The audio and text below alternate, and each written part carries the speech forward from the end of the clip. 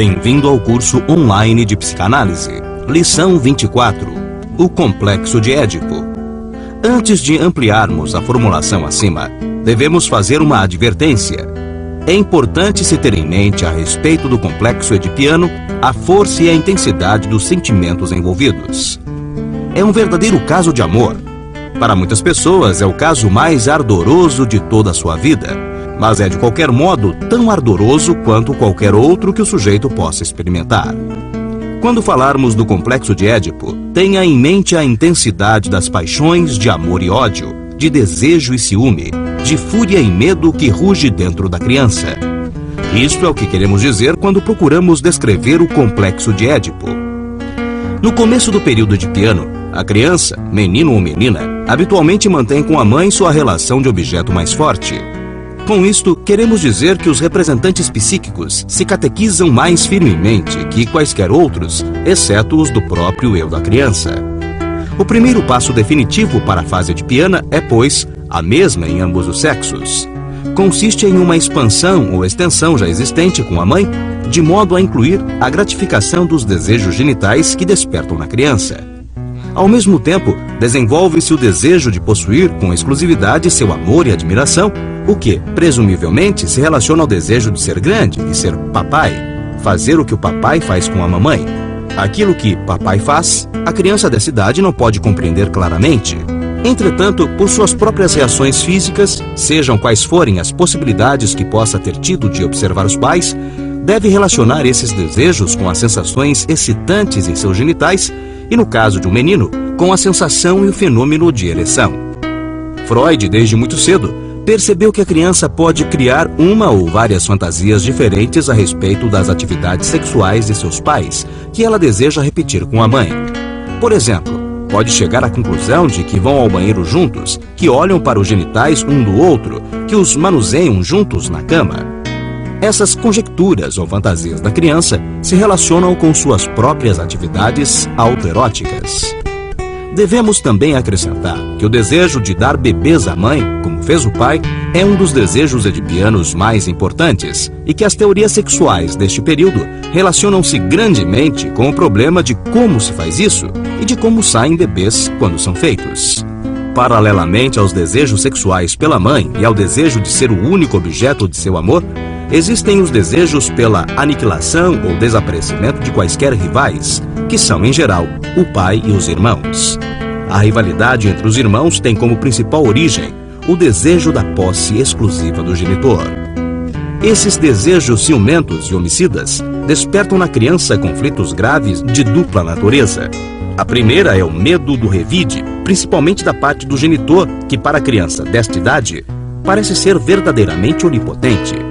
A segunda é que esses desejos se chocam com sentimentos de amor e admiração da dependência em relação do genitor ou ao irmão mais velho, e com o medo da desaprovação paterna pelo seu desejo de destruir um irmão mais novo.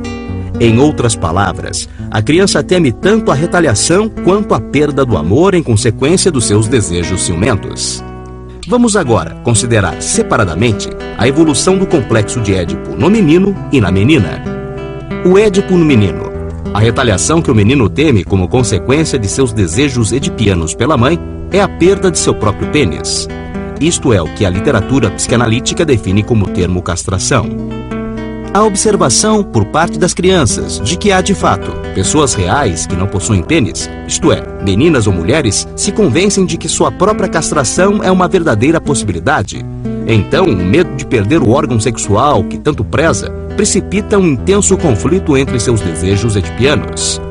Este conflito, eventualmente, levará ao repúdio dos desejos edipianos, que em parte são abandonados e em parte reprimidos.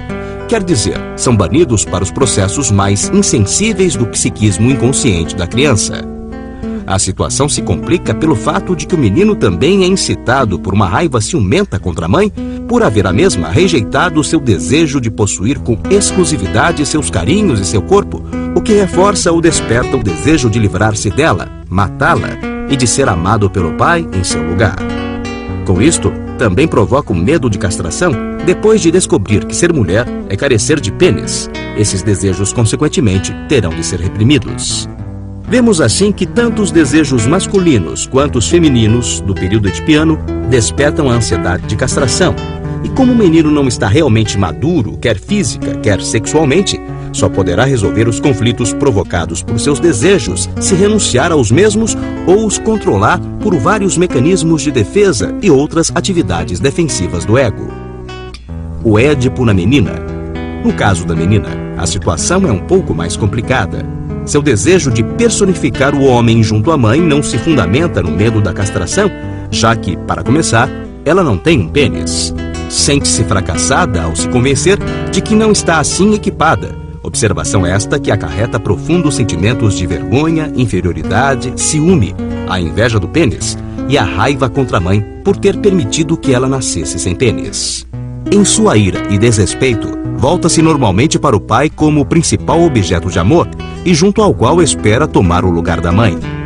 Quando estes desejos também são frustrados, como no curso habitual dos acontecimentos há de ocorrer, a menina pequena pode novamente voltar a seu primeiro apego à mãe e permanecer presa em seu comportamento psicossexual pela vida fora ao desejo de possuir um pênis e ser um homem. O que, porém, ocorrerá mais normalmente é que a menina, ao ver rejeitado seu desejo de ser o único objeto sexual do pai, é compelida a reprimir e a renunciar a seus desejos edipianos. No caso da menina, o que corresponde à ansiedade de castração, que é uma determinante tão grandemente poderosa do destino edipianos no menino, é, em primeiro lugar, a mortificação e o ciúme, que são designados pelo termo inveja do pênis, e, em segundo lugar, o medo da lesão genital decorrente do desejo de ser penetrada e ser fecundada pelo pai. Você certamente deve levar em conta que esta apresentação bastante condensada dos fundamentos do complexo edipiano é também bastante esquemática. Na realidade, a vida mental de cada criança durante esse período é para ela algo de único e especial e é profundamente influenciada tanto pelas experiências dos 2 primeiros anos de vida que precedem o período edipiano, quanto pelos acontecimentos do próprio período edipiano.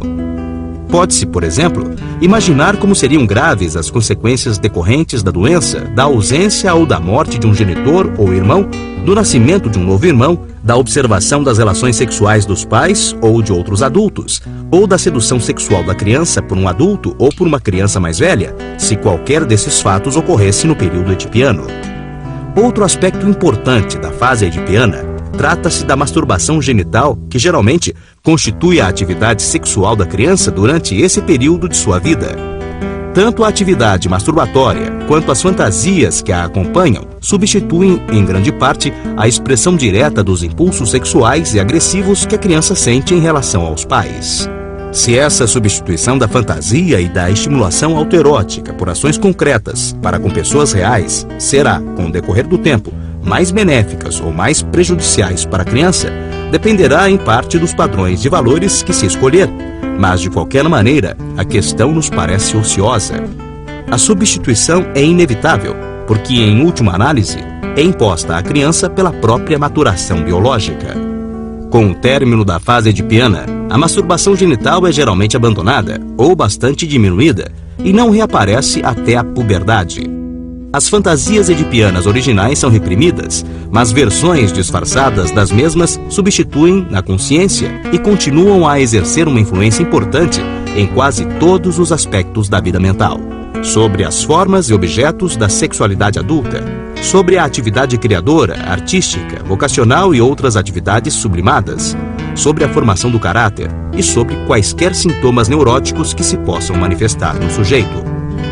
Este, entretanto, não é o único meio pelo qual o complexo de Édipo influencia a vida futura do sujeito.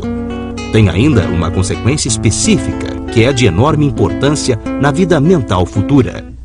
Essa consequência é a formação do superego, a terceira no grupo de funções mentais que Freud pressupôs em sua hipótese estrutural do aparelho psíquico e que veremos em nosso próximo encontro. Até lá!